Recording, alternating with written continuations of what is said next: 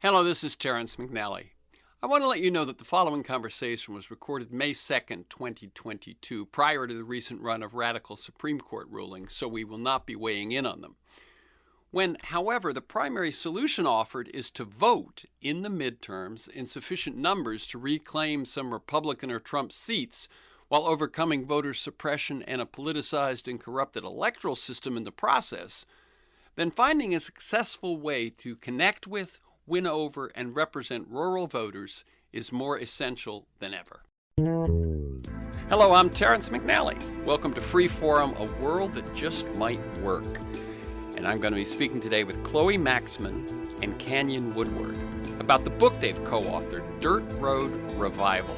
It tells the story of their winning electoral campaigns in rural Maine, with Chloe as candidate and CANYON as campaign manager, as well as the lessons they learned to guide other progressives to wins in rural America. And you can learn more at dirtroadrevival.com. That's one word, Dirt Road Revival. On Freeform, we explore the lives, the work, the ideas of individuals that I suspect have pieces of the puzzle of a world that just might work. We look at politics, economics, environment, science, health, culture, and more, all based on the fact that I believe we can do better, and I want to find out how. The show airs on KPFK 90.7 FM in LA and on kpfk.org Thursdays, streams weekly on the Progressive Voices Network on tunein.com, and podcasts are available anytime, anywhere on Apple Podcasts, Podomatic.com, most major podcast sites, and at my site, terrencemcnally.net, TERRENCEMCNALLY.net. I'm going to say that one more time. TERRENCEMCNALLY.net. I'm really excited to talk with today's guests. One of the silver linings of the pandemic is that my 5 siblings and I began meeting for weekly Zoom calls. And this past Sunday was year 3, episode 14. 4 of us were on yesterday, and I suppose we could be termed an echo chamber, talking about Ukraine, the midterms, social media's psychosocial algorithmic targeting, democracy, climate. There was a lot of skepticism whenever one of us might venture a hopeful possibility. Well, Chloe MAXMIN and CANYON WOODWARD are, for me, one of those hopeful possibilities. At least as far back as 2004 and Thomas Frank's What's the Matter with Kansas, Democrats have been moaning rural Americans' apparent willingness to vote against their own best interests. Bemoaning, blaming, despairing maybe, but not much in the way of truly figuring out why, or more importantly, what to do about it.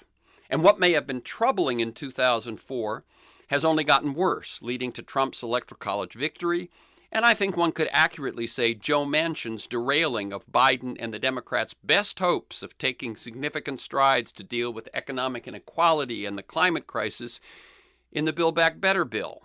Robert Reich, in a January article about today's guests, makes the following points. He says, when the American electoral system was created, over 95% of Americans lived in rural communities. Now fewer than 20% do.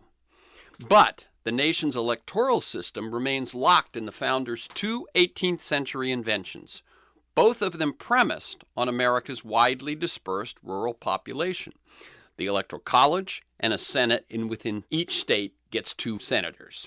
Today, the 10 most populous states in the Union are home to half the U.S. population, but their 20 senators make up only a fifth of the U.S. Senate.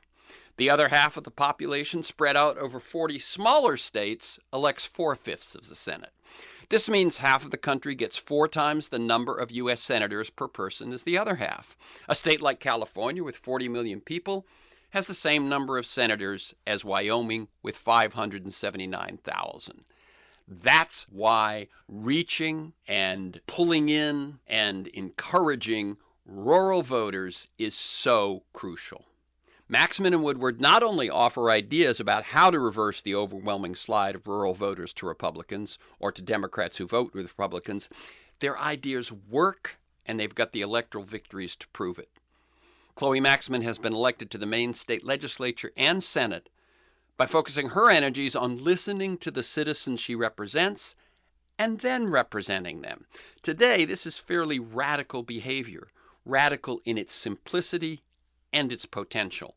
As CANYON Woodward wrote in an article in The Nation in 2018, we dig into the local, cultivating relationships and utilizing the resourcefulness of our rural communities to build a rooted movement. We see that rural America is alive and beautiful, eager to be heard and remembered. Many have welcomed us into their homes and honored us with stories of family members who are registering to vote just for our campaign, who are voting Democrat for the first time, who have never voted in a midterm, but now are because our movement gives them hope. And they end a guest essay in today's New York Times with these words: "It's not too late to make amends, to rebuild our relationship with the quiet roads of rural America. We have to hit the ground running today, this cycle, and recommit ourselves to the kind of politics that reaches every corner of our country."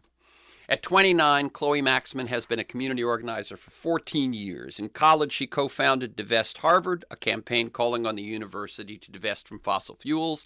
After graduating in 2015, she returned home to rural Maine, and as I said, was elected to the House of Representatives in 2018 in a district that had voted Republican by a 16-point margin over the past 3 elections. In November 2020, she defeated the incumbent minority leader to become the youngest female Maine state senator in history. CANYON Woodward, a native of the Appalachian Mountain region of North Carolina, was co-coordinator of Divest Harvard. Regional Field Director for Bernie Sanders 2016, Field Director for Jane Hips for North Carolina Senate, Vice Chair of the North Carolina District 11 Democrats, and Campaign Manager for Chloe MAXMIN. Together, they've written their first book, Dirt Road Revival: How to Rebuild Rural Politics and Why Our Future Depends on It. Welcome Chloe MAXMIN and CANYON Woodward to Freeforum, a world that just might work. Thanks, Terrence. It's such an honor to be on here with you. Great. And let me tell listeners, we're recording this conversation Monday, May 2nd. I like listeners to get a feel for the people behind the work and the ideas that we talk about. So can you each tell us a bit about your path to the work you do today? Now, we're going to deal with your work together in a little more depth as we go on. So feel free to go before that, way back, mention mentors, turning points, moments of decision, that sort of thing. And Chloe, why don't we start with you? Sure thing. Thank you so much, Terrence. I grew up on my family's farm in a small town in Maine called Nobleboro, a town of about 1,600 people.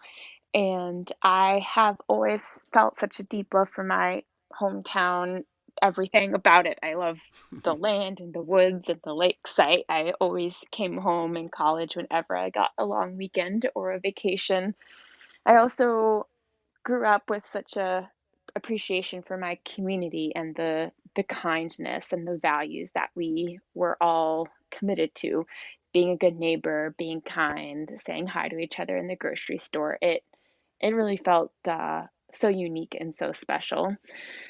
I started to do community organizing work right before high school, just because all of these local issues were coming up and I really wanted to get involved and then get all my peers involved.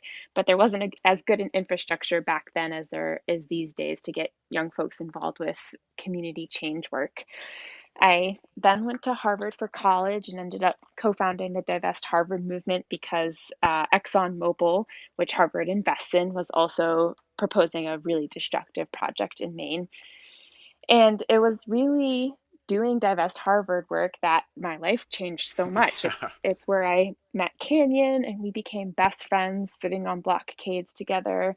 It was also where I learned how to organize. I learned a lot in the classroom at Harvard, but I learned even more out in Harvard Yard as we chanted and organized and blockade and sat in and just built a very powerful movement.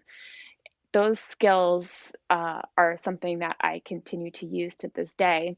It also brought me into this world of social movements, and I really began to see how on the left we're very skilled at building on the ground grassroots power, but we struggle to turn that into actual electoral victories or policy victories.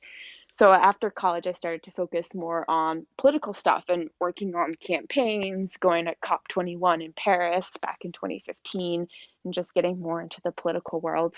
I felt, especially after Trump was elected in 2016, that the way that we were running campaigns was really at the root of so much of the problem. It was, why we weren't focusing on rural communities. It was why we weren't focusing on state legislatures. And, Democrats have lost over 1,000 state legislative seats in the past decade. And to me, it just all comes down to campaigning. And Canyon had also very similar thoughts. And so we decided to team up and run for the state house in 2018 to really put into practice a different way of building a campaign movement in a rural red district. Okay, let me throw it to you, Canyon. And can you fill in more of your early background? And then Chloe mentioned that she may have learned more in the movements at Harvard than she did in the classrooms. And so I'd like you to add a little bit about what you did learn at Harvard that has held you in good stead. But first, fill us in a little bit about your earlier background. Yeah, sure. So I grew up in a super conservative rural part of Western North Carolina in the Southern Appalachians, beautiful country. And, I think I grew up with a pretty strong environmental ethic instilled by my family, but I definitely didn't consider myself very political. Certainly wasn't involved with democratic politics. One of my first memories of strong encounter with politics was actually on this very local issue where the Department of Transportation was trying to come in and demolish this beautiful historic truss bridge that was kind of an icon of our community and replace it with this big slab. And our community got up in arms over it. We packed the basement of the Baptist church for this public hearing on it, and for 3 hours just went to bat against the DOT as they sat there and listened. And at the end of that, this guy stood up in the front row and he was like, "Y'all, I'm so and so, your county commissioner, and tonight was democracy in action. The people have spoken. This project is not going through." And we gave him this huge standing ovation. And then I think 3 days later, he voted in favor of the project. Oh, I could tell by your tone this wasn't going to have a happy ending. Yeah. I was in high school at the time, so it was, a 16-year-old or whatever. Formative years. Yeah, it was just like, shoot, this is everything. This is everything that people say politics is. It's slimy. It's backhanded deals, and I want nothing to do with it, frankly.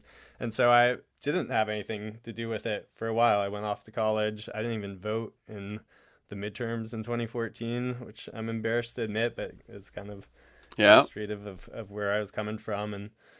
And then just really got into climate organizing, thanks in large part to Chloe and some of my mentors there. And through that came to realize that the reason we weren't making meaningful progress on climate change was because of the people that we have in office, and that if we let ourselves be repulsed by the political system, then those in power, the fossil fuel companies are going to win. And so we have to hold our noses and wade into it. And so that's what we're trying to do.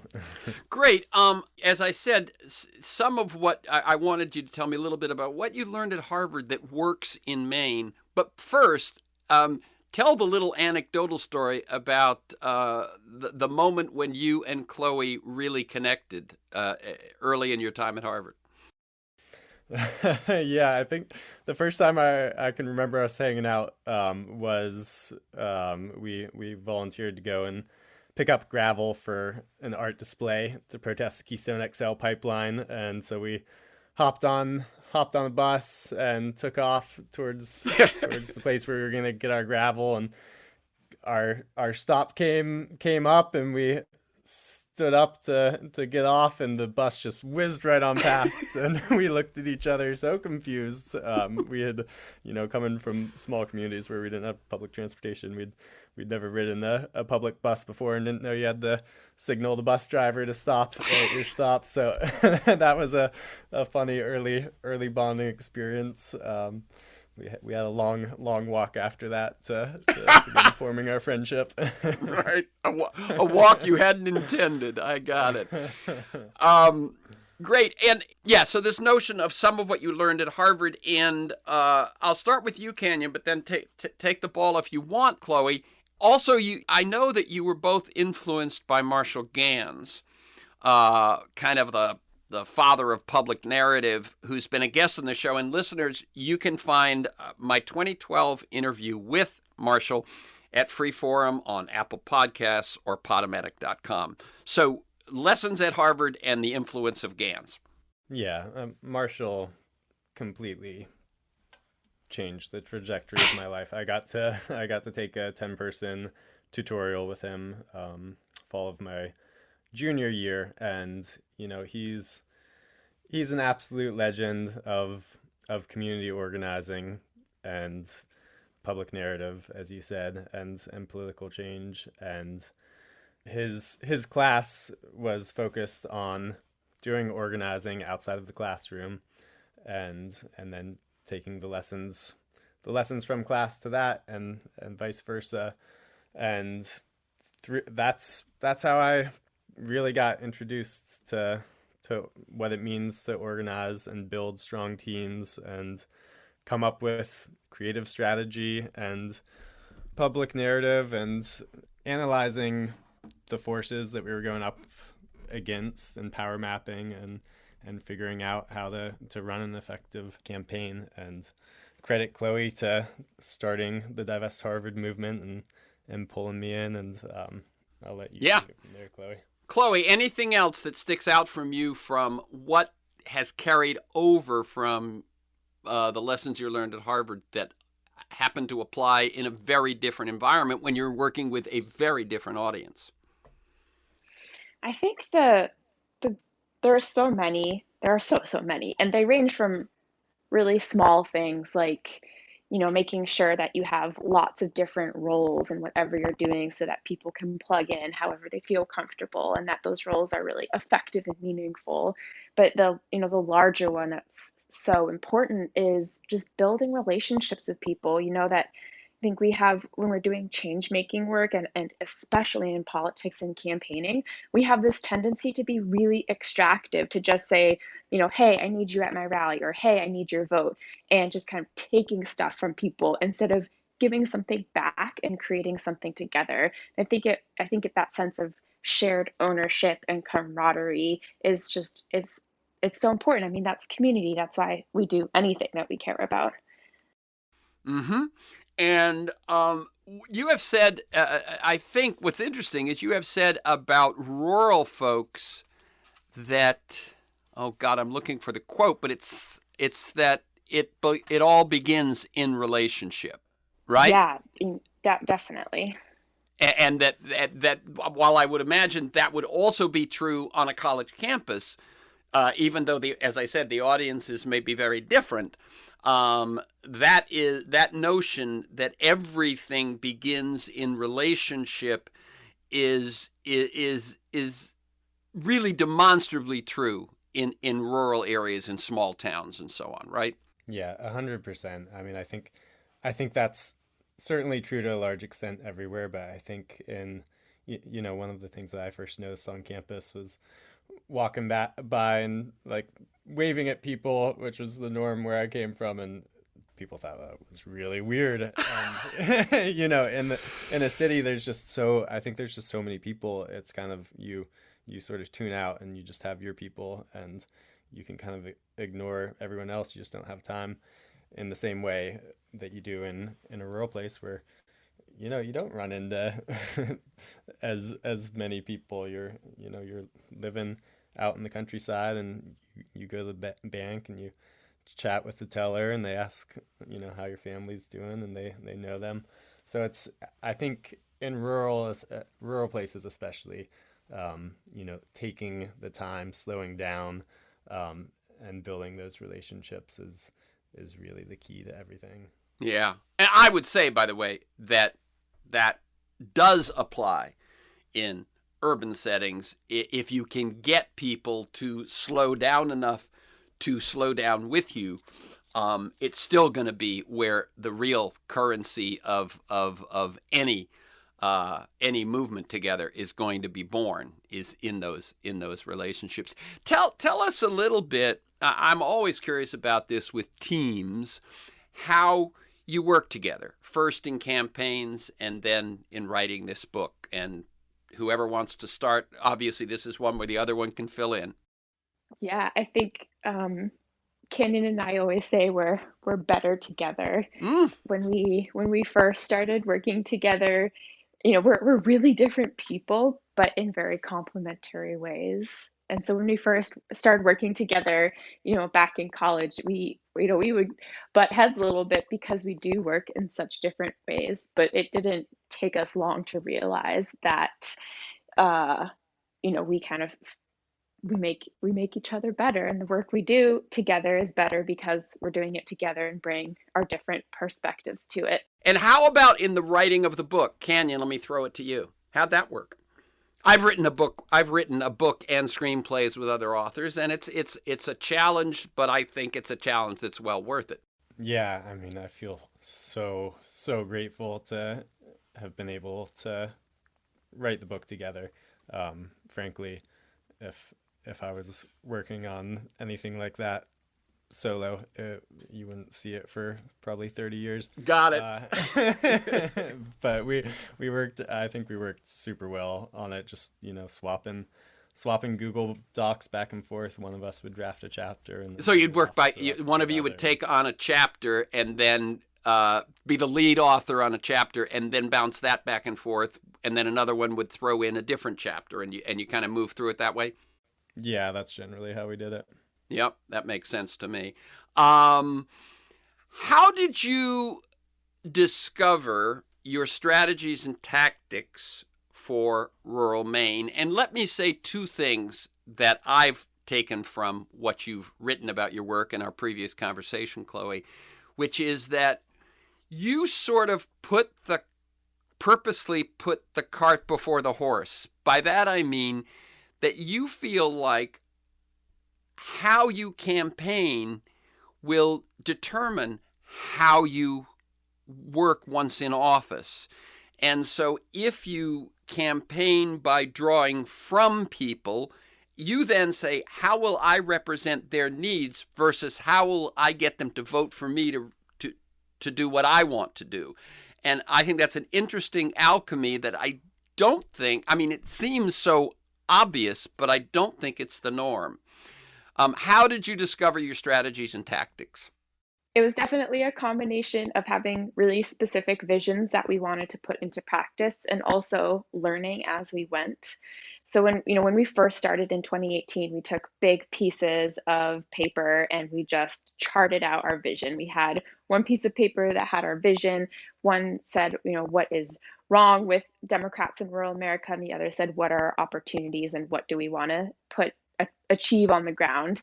So some of the things that we really wanted to achieve was getting more young folks involved with rural politics, of having it be really community oriented, to have it feel like a social movement where there were just new folks coming together to really vision something that was different than what we've seen before. So all of those pieces we did put into place when we had Canvas days that were really fun and had lots of music and food and capture the flag, or we'd have long weekends where all of our friends would come to visit and we would play and, have so much fun together and go swimming. And all we asked was that 3 hours on Saturday, everyone go canvas. So we discovered all of these different tactics that ended up being really beautiful to engage folks in what we were doing. There were other pieces that we kind of created as we went. So, our hand painted road signs was something that we just kind of thought of as we went along. Why not reuse all of these old signs?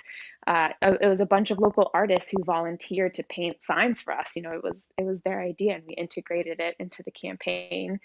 And certainly the lessons that we learned from talking to tens of thousands of rural conservative voters, those are not lessons that Canyon and I had known before. It was totally life changing to have those conversations and then integrate all of that feedback and all of those stories into our work.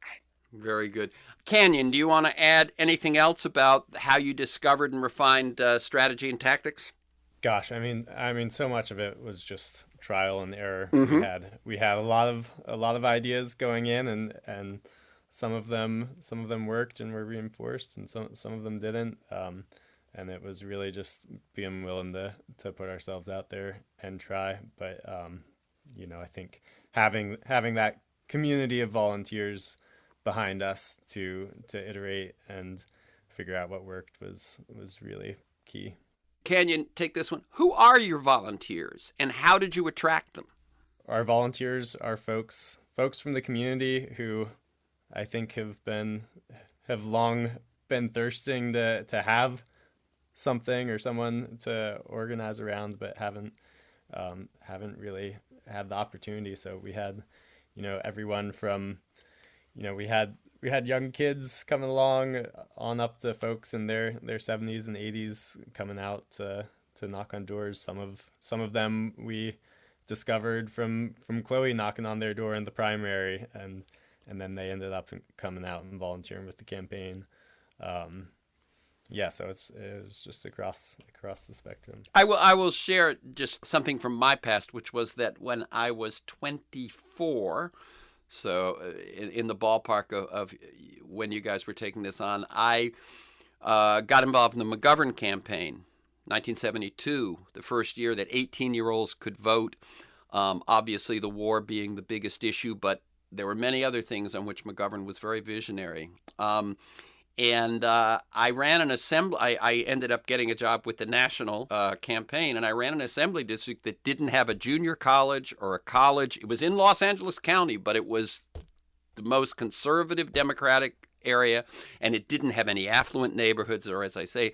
And I basically went in and debated some Nixon representative in high schools, and then recruited. Almost all of my volunteers were actually high school kids, and so I really resonate with what you guys were doing. So let me tell you, this is Freeforum, a world that just might work. I'm Terrence McNally. I'm speaking today with Chloe MAXMIN and Canyon Woodward about their work and the book they've co-authored, Dirt Road Revival.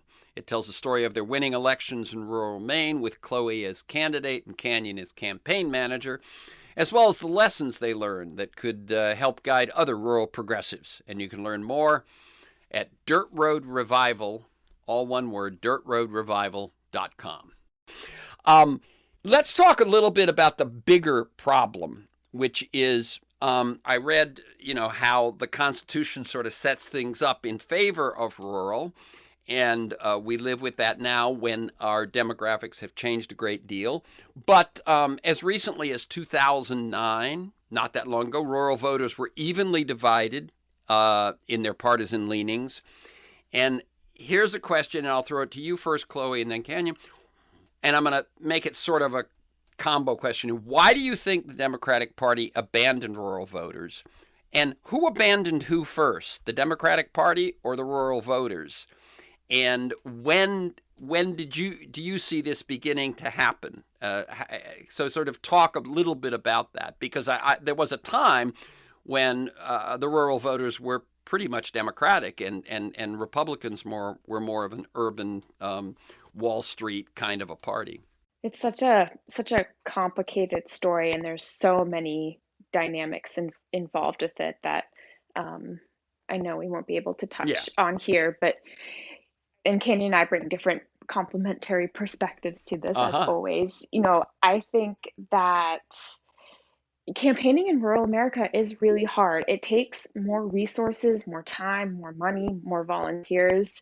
In a city you can knock 200 doors a day, and out where we live, you're lucky if you can do 100. Mm-hmm. So it's just a really different dynamic, and I think we just saw democratic infrastructures just kind of evaporate after Obama got elected. That network didn't continue to stay vibrant. Those folks didn't continue to stay engaged, and Democrats just kind of pulled out of rural places and repeated that cycle after cycle, even though we kept losing elections. And we saw, at the national level in particular, rural caucuses being disbanded, and just a very intentional thought that we don't need to really focus on rural folks. Right. And that's You point out, created, yeah, let me jump in for just a second. You point out this wasn't just kind of, it seems that way. It's that they actually closed down pieces of the party machinery that were there to deal with rural voters. Like they actually put into practice kind of their idea that they weren't needed.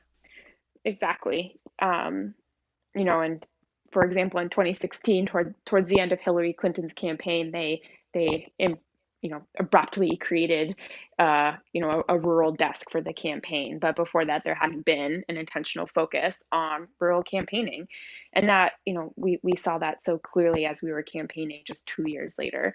So there was just this huge vacuum when it came to talking about issues that were affecting people, and the Republicans just really effectively created structures that filled that void really quickly and really effectively. And they did that by really talking to people based on values and not policy. It has just resonated so deeply, and I think these dynamics have created a positive feedback loop where it just gets kind of echoed into every part of our work on both sides, to the point where Republicans have a very solid capture of the rural vote and the Democrats have almost no foothold. Yeah, and one thing I would say that sort of spills out of what you're saying is that one can sit here and look and say, well, the Republicans don't have much in terms of policy. They want a certain kind of judge and certain kinds of tax cuts, but there's not much else there.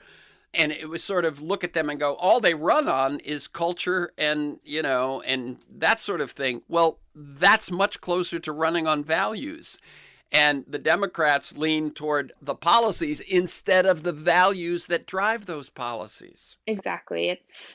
Yeah, and and even in that statement, there's so many different factors at play, with young folks leaving rural places because there just aren't enough jobs and opportunities, and they go to the cities to seek education, just like Canyon and I did.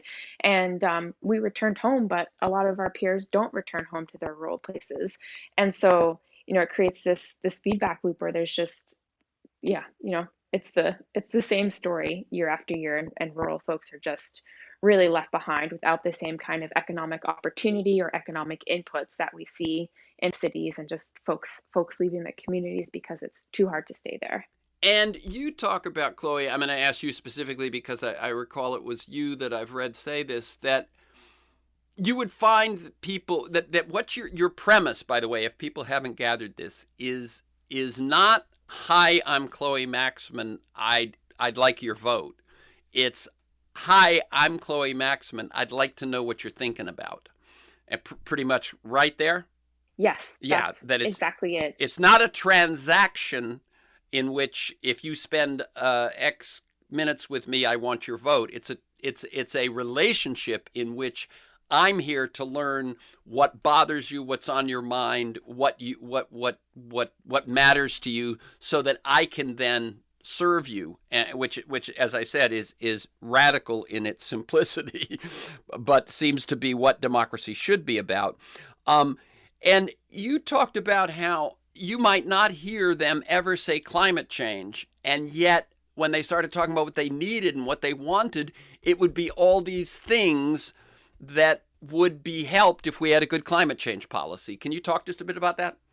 Yeah, I think rural folks, we often talk about the same issues as we're used to the Democrats talking about, but we use a really different language. And, Kanye and I talk so much about how it's not a matter of rural voters being diametrically opposed to Democratic policy. It's that we just need to translate each other's language a little bit better. We all want affordable health care. We all want to be able to live in our homes and age with dignity. And we all want to address the climate crisis. We're just using very different language for it. So in my community, when I rarely hear the words climate change uttered from folks who are not Democrats, but I hear people on both sides of the aisle all the time talking about how we want good jobs in rural America, how we want economic opportunity, we want enough rain for our farms in the summer and to be able to go ice fishing in the winter. I heard these things much more often than I heard people say the words climate change. But to me, those are some of the impacts of the climate crisis and some of the opportunities of a just transition in a rural space. So I've really tried to focus on that as an elected official to be able to bring that perspective into the climate policy world. Okay, I'm going to stick with you, Chloe, on this one too, which is talk a little bit about once you got elected, that how you were able to be one of the key players, even as a rookie, in terms of getting Maine to pass its own sort of Green New Deal. When I was first elected in 2018, I had four bills in my first session. They were all bills that came directly from constituents. And one of them was called an Act to Establish a Green New Deal for Maine, which was really a conglomeration of all those themes I was just talking about. Mm-hmm. You know, how do we have climate policy that's rooted in a rural working space and that's really focused on job opportunity and job creation? And I called it a Green New Deal on purpose so that I could draw attention to Mm-hmm. that different way of talking about climate change that I feel like is really, I think it's changing a little bit now, but it's pretty much left out of, the progressive climate space. So it worked. A lot of people paid attention to the bill, and it was the first state-level Green New Deal bill to be endorsed by a state AFL-CIO affiliate, which was very exciting. The entire bill was created in collaboration with the unions. The ended up getting watered down, and it ended up being, a very targeted piece of legislation that was really focused on making sure that young folks in Maine can go through an apprentice program and then get a job on large scale renewable energy projects. So, that was the angle that we took. We also had a piece in there that made it easier for schools to access solar energy because property taxes are a huge, huge issue in my community.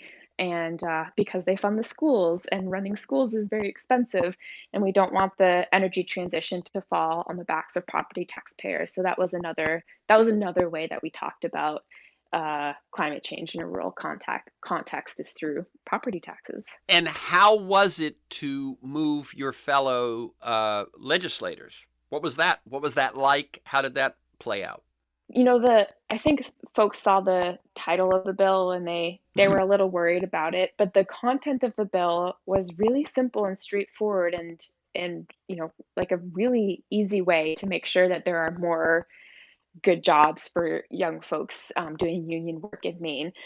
I, the as the bill went through its process, it came to a vote on the House floor, and the Republicans got up and interrupted me four times in a row, 30 seconds apart. I don't know if it was planned or not, but it always seemed like it was planned to me, because I was trying to talk about climate change and how this bill is a way to address climate change through a rural lens.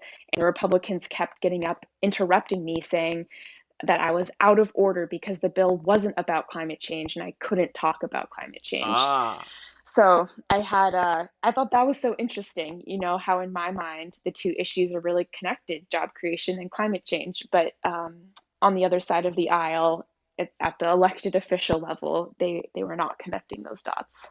mm-hmm. And was this a were the votes close? Was it a difficult bill to get passed, or did something sort of carry the day? It was quite a few years ago now, so I don't remember Oh, the exact votes. yeah. But it did pass the House and the Senate, and it did get signed by the governor, which is all very exciting. My memories of it are mainly just working with the unions, and having those conversations and really following their lead and what what they were looking for out of climate jobs bill. Very good. Let me ask, and here you can start on this one, Canyon. The role of money in your campaigns. How do you raise money, and how much have you been helped by Maine's campaign finance rules? Yeah, so we were super lucky in that Maine has a unique campaign finance system. It's called Maine Clean Elections, and candidates can, at the beginning of the campaign, they have to choose one or the other. They can run as a traditional candidate, raising money in the traditional way, and can raise unlimited sums that way, or they can choose to run as a clean elections candidate, which means that the campaign is publicly funded, and you can get you basically have to go door to door and get folks to donate at least $5 to the state fund. And based on the number of those $5 contributions you can get a minimum amount on up to it's capped out at a little under $70,000 for a state Senate campaign. So we ran as a clean elections candidate, so we didn't have to really worry about fundraising in the traditional way, which frankly I wish that we could enact all over the country immediately, because it really transforms the way that you're able to campaign and focus all of your time on talking to voters door to door, as opposed to having to spend a good chunk of your time dialing up the richest people and hearing their worldview, and being immersed in that world all the time. Yeah, no, and I know you've talked earlier about Chloe, I think, but it might have been both of you, about how Gideon, was her name Sarah Gideon, Mm-hmm. who ran against Susan Collins, and got a lot of money from all over the country and had huge fundraising, and it probably doomed her more than it helped her. Can you talk just a bit about that? Yeah, I think there was a lot of money behind that Senate race on both sides. It was historic spending, and it just completely saturated the airwaves in Maine. People were so fed up with both sides. It was all very negative and nasty. It was also it was apparent to folks that a lot of the money from the Democratic, from out of state, from large consulting firms in DC, and folks from Maine who were just investing a lot of money in flipping the Senate seat. And I think it was really reflected in the way that the campaign was run.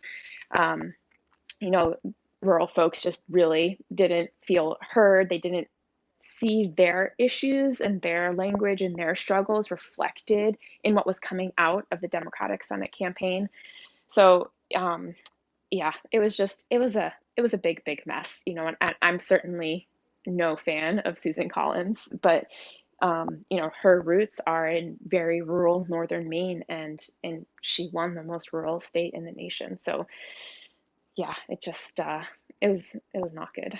Some of the ways in which you folks diverged from the Democratic Party and the Democratic consultants, and by that I mean not the Democratic Party values, but the Democratic Party methods of campaigning and so on.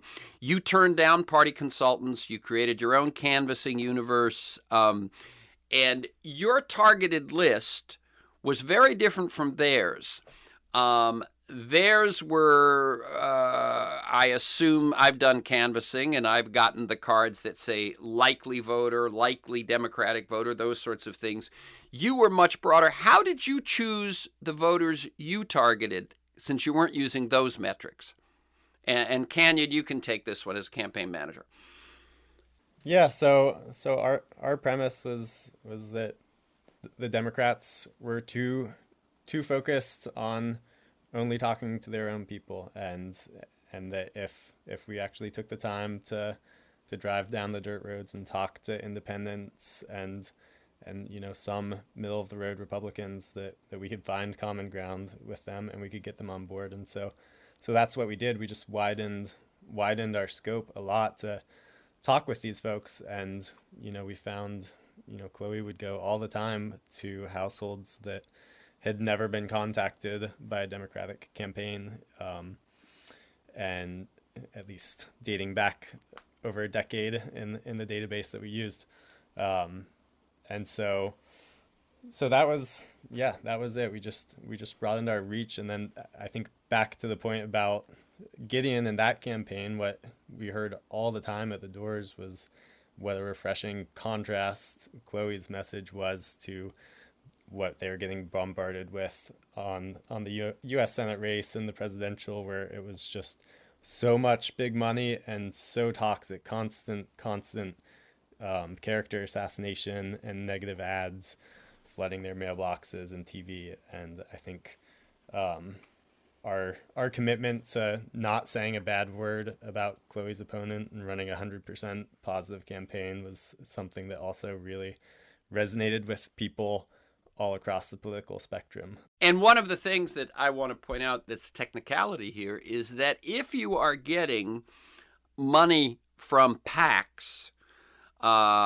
and they're able to give this money because they're not coordinating with the campaign, and this is the way an awful millions and millions of dollars are spent these days, you can't coordinate with the campaign, and you can't necessarily say, vote for Chloe MAXMIN. So you end up doing negative campaigning. It's almost like the darker the money, the more negative the campaign. And so that's a very much self-reinforcing way of playing the rules. Agreed? Yeah, that's totally right. So, and let me also ask you, I meant to back then, how many states have clean campaign funding rules, even in the ballpark with Maine? I believe California does, but how many places is that a possibility these days? Do you know? Yeah, I'm actually not sure. Okay, but as I assume we all actually know, and know it so well that we keep forgetting that we know it, is that unless we change campaign finance rules, it's very difficult, I think, to elect the right sorts of people, to run the right sorts of campaigns, and to actually do the right sorts of things.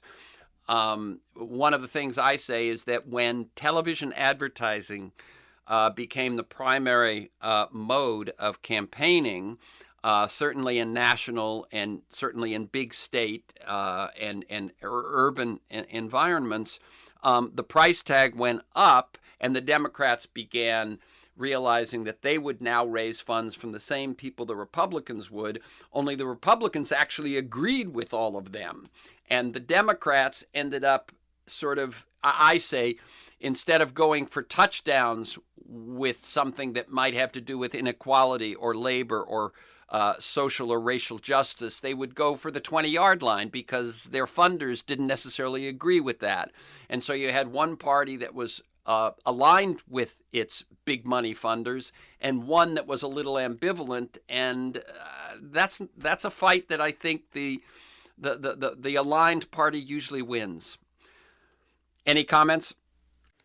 Yeah, that makes sense, and I think it's something that resonates across the board. There's huge support for reforming our campaign finance laws from Republicans, independents, and Democrats, and we have to keep pushing for that because the truth is it really I mean, the influence on the policy that we pass from big money is enormous, and it's only getting bigger, and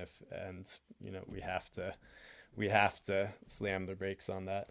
So, Canyon, I'm going to throw this last question to you, which is, you've done your work to discover what works, to win your elections, to pass necessary legislation like Maine's Green New Deal, but you've also done it to sort of try to figure out what would work elsewhere.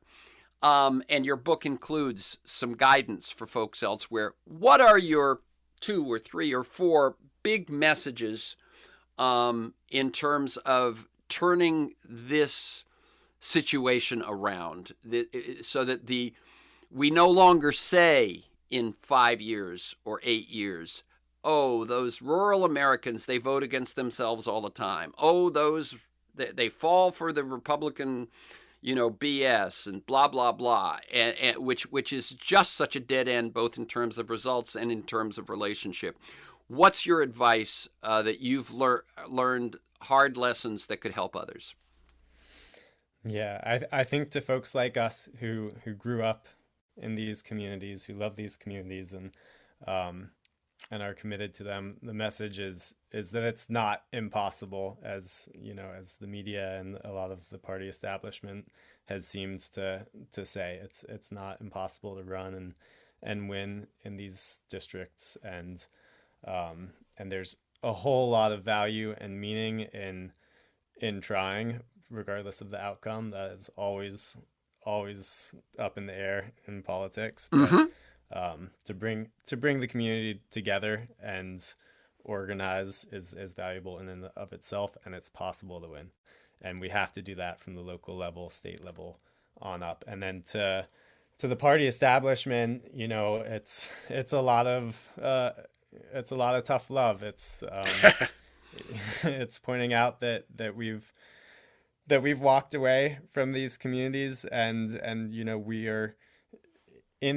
are responsible in large parts for the rise of right-wing extremism and Trump, etc., for not being there and staying in this conversation with folks. We just totally abandoned that space. And unfortunately, the reality of the way that our democracy was created is that it rewards the party that can win support over large geographic areas. If we win 90% of the vote in a district in the city or suburbs, that's great, but that doesn't do anything for all of the rest of these districts. And so that has huge consequences, both at the state level, with Republicans having control of so many state legislatures and them getting to pass extreme legislation, and also draw the maps that we use to elect our congressional delegations. So the message to the Democrats is, it's if we care about having any chance of passing progressive legislation for the next decade, we have to go back and invest in rural organizing. Spending all of our money on television ads in large metropolitan markets is not our path to victory. We have to reconnect with rural communities and invest in real grassroots organizing. Yeah. You've led me to one more. I said that was the last question, but let me just piggyback on that one.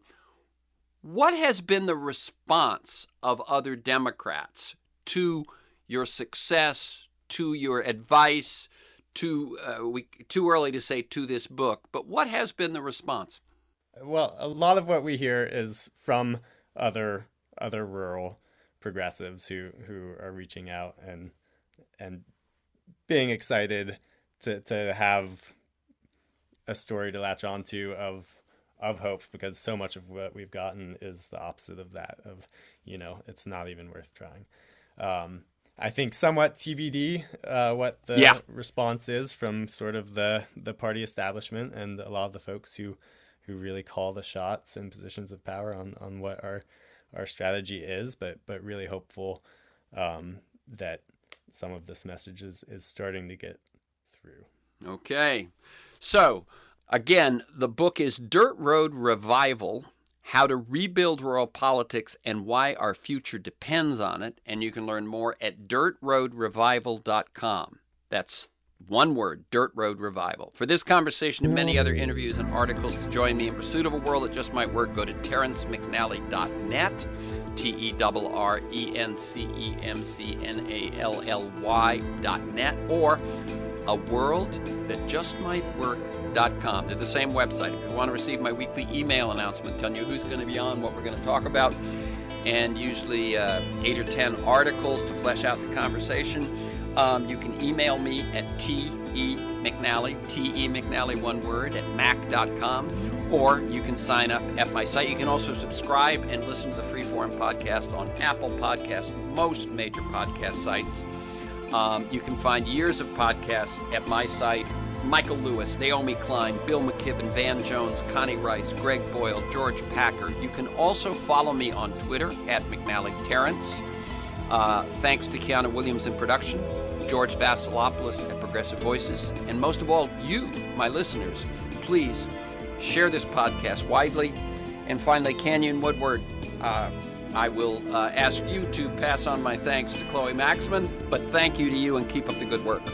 Thank you so much, Terrence. Really enjoyed the conversation. Okay. And, I really love what you guys are doing and just want to see 1,000 of these flowers bloom. Thank you.